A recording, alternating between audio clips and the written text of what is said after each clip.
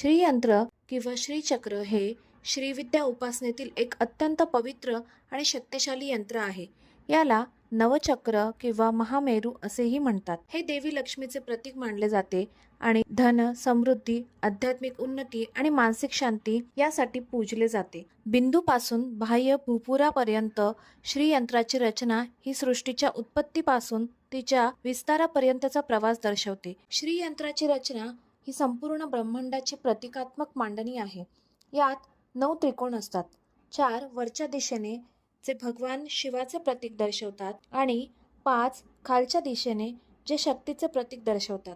हे त्रिकोण मिळून शिव आणि शक्तीचे मिलन दर्शवतात. हे त्रिकोण एकत्र येऊन 43 लहान त्रिकोण तयार करतात जे संपूर्ण ब्रह्मांडाचे प्रतीक आहेत. मध्यभागी असतो बिंदू जे परब्रह्माचे प्रतीक आहे, जिथून सृष्टीची उत्पत्ती होते. भूपूर म्हणजे बाह्य चौकट जे भौतिक जगाचे संरक्षण आणि त्रैलोक्याचे प्रतिनिधित्व दर्शवते. कमळाच्या 8 आणि 16 पाकळ्या या आध्यात्मिक चक्रांचे प्रतीक दर्शवतात, जसे की चक्रे, ऊर्जा केंद्रे आणि अंतर्मनाचे स्तर. वृत्त आणि चौकोनांचे संयोजन हे सृष्टीतील संतुलन आणि गती दर्शवतात. हे मायावी नवचक्र म्हणजे मानवाच्या अंतर्मनातील आणि ब्रह्मांडातील शक्तींचे प्रतिबिंब आहे.